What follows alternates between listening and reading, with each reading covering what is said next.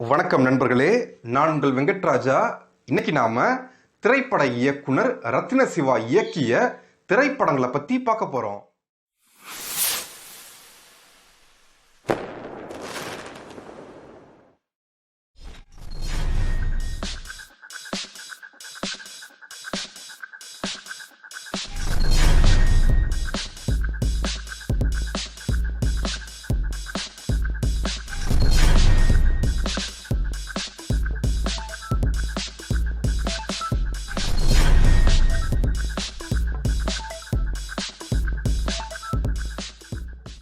இதுவரை 4 திரைப்படங்களை இயக்கிய திரைப்பட இயக்குனர் ரத்தின சிவா அவர்கள் சில திரைப்படங்களில் எழுத்தாளராகவும் பயணித்திருக்கிறார்.